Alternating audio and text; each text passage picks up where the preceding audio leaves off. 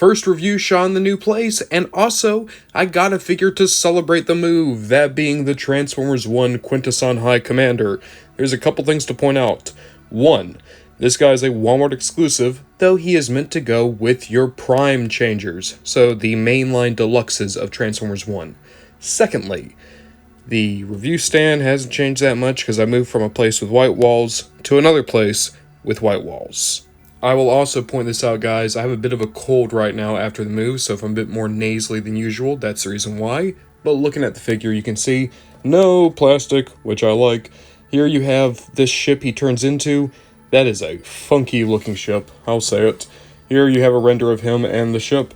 You have Quintesson High Commander here in the back. You can see he's going to come with an Energon Cube, and then a render for Transformers 1. With all that out of the way, let's get this guy out of the box. Getting the Quintesson out of the box, and I will admit he's not exactly what I thought he would be. That said, I also want to point this out, if you don't know what the Quintessons are, they go all the way back to the original G1 Transformers movie, in which, spoiler alert, these guys made the Transformers. The Transformers were meant to be consumer goods and military hardware until they revolted after gaining sentience. From there, the Quintessons have always been a part of Transformers. You had Alpha Q and Transformers Energon. You had the Quintessons in Cyberverse. The Quintessons showed up in Age of Extinction, though only their weird gooey hand. Essentially, they're always just kind of on standby to be another group of villains for the Autobots after we're done with the Decepticons. This guy is very different compared to most Quintessons. I see a little bit of Alpha Q here. What I really see is Quintus Prime from Earthspark and the, Prime version of the Quintessons. But it is a very alien design. Both in terms of, yes, it is an alien, and also in that it doesn't really look very Transformer-y.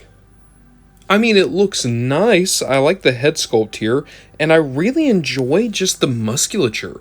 Look at the sculpted detail of the arms, how kind of recessed everything is inside the body. He's a very gross-looking creature, the Quintesson Commander, and I do enjoy the fact that they did do such a radical redesign for this very iconic Transformer species.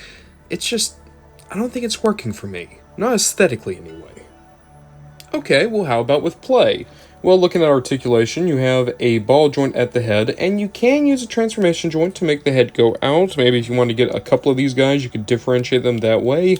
That said, it would expose this very ugly gap in the center there. You have a ball joint at the shoulder, though it is slightly impaired by how the chest comes out. You have an... Oh, no, you don't even. I thought you had an upper arm cut, but no, you don't. Okay, ball joint at the elbow then. These guys made me really sad because I was hoping they were going to be ball joint, but no, they're just on a swivel, these tentacles down here. You can make him go forward and back on the hinge, but not by much. I guess you could call that an ab crunch if you really want to be generous. And then down here, you can move these bits, but not really because they do hard lock in.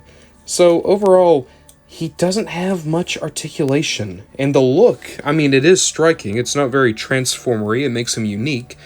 It's just...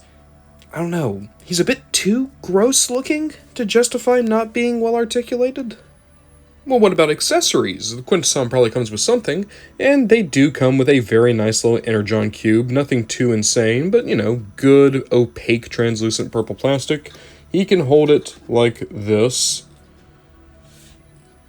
That's a thing. Do we count this as a gimmick, that he has holding action? Here's my real problem with the guy so far, right? I like the look well enough. It's accurate to what we've seen from the commercials. It's just, as an action figure, he doesn't have much action. And he's not the best looking figure either. But there's also the fact that he was actually upcharged slightly compared to the other Prime Changers. They go for $21. He's going for closer to $25, at least the Walmart I found him at. So he's more expensive and less impressive. I'm soured on him just a touch because of that. But there is still a lot to like here. Good color palette, good gimmicks, not good gimmicks, but a good look. I like the Quintesson well enough. It's just, man, maybe he could have been a one-step changer, been $10. I don't know, it's the price tag that's really souring me on this guy. Here he is alongside the Earthrise Quintesson and the Cyberverse Quintesson. And I love both these figures. This guy, one of my favorite figures in my entire collection, even though, kind of like this Quintesson, he's not a great action figure. And I adore the Cyberverse Quintesson. What a great, simple gimmick toy.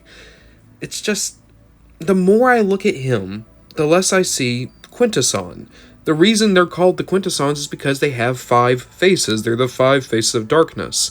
So you look at my G1 guy, you can see he has 5 very different looks. It also means that if you want to troop build the Quintessons, you can make them different.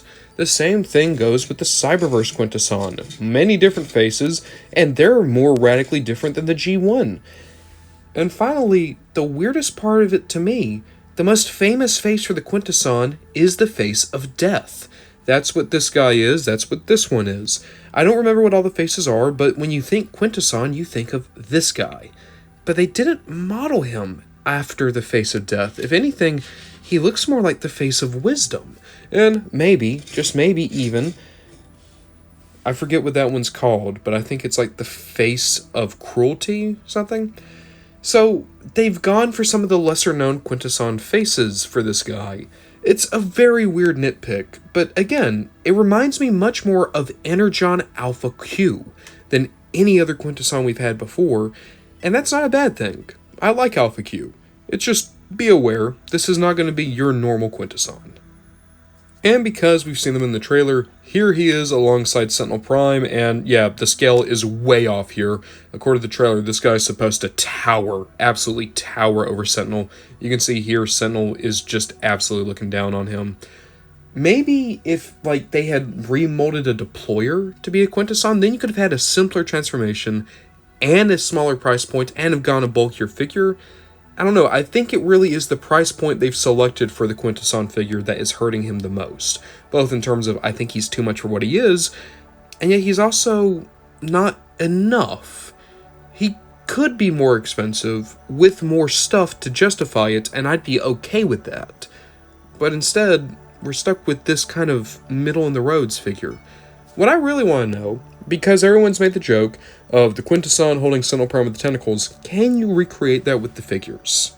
I messed up. I mean, that's about as good as you're gonna get it, I guess. You know what? Bad idea. Bad idea all around. I'm starting to dislike this Quintesson more and more because of my own stupidity. Okay, well let's think about this, right?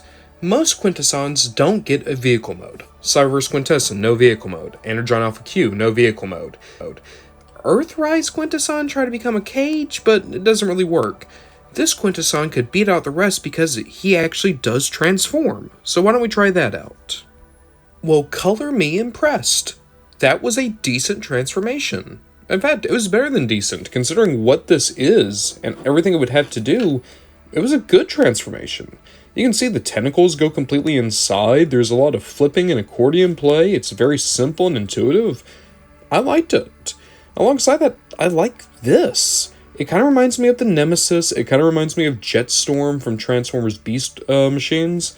I can see a lot of separate things that might have influenced this. Oh, also, the Darkseid. It reminds me of the Darkseid from Beast Wars, the Predacon ship. So there's a lot of cool shapes here. I wish there was a little bit more paint. It's kind of cool how you have the translucent purple here. You still have the reds and purples throughout. But add a little bit of silver paint here, maybe a little bit of a rusty brown as a backwash. This would be a good jet mode, especially considering the Quintessons are supposed to be ancient, and this looks ancient if nothing else. Alongside that, bringing the Energon cube back in, we actually have a gimmick where we can put the cube right here. So it's like they collected the payment and now they're taking off again. I love that. Accessory storage is always great on Transformers. I was not expecting for them to store the Energon cube. It's weird. I prefer this as just a weird alien jet as opposed to the Quintesson. Color me impressed, like I said. The Quintesson ultimately is a mixed bag. It's not a particularly great figure, and it's a shame because, quite frankly, it shares a line with some of the most interesting Transformers of the year for me. Alpha Trion, Bumblebee, Sentinel, they were all standout, amazing. But I think that this is the weakest figure from Transformers 1 I've seen so far when you take everything into account. Is it more impressive than a one-step changer? Sure, But I would also argue that for what you could get out of a one-step changer like Arachnid is far more impressive for that price point than what this figure can offer you. I think it is a alright figure. It's going to add a lot of variety to a shelf, and I'm so excited for Transformers 1, I'm just kind of happy to have more stuff from it, as quite frankly, bad as that sounds, like, oh wow, I can't wait to spend even more money on a movie I don't even know if I'll like yet. But I like the Quintesson figure enough. I would honestly recommend try to get this guy on sale. I'm sure he will probably go on sale because even though he's a store exclusive, he's a store exclusive for a main line as opposed to a Generations line. And also, I saw a lot of him at the Walmarts I went to. So try your best to get him on sale. And if you miss him, admittedly, you're not missing much.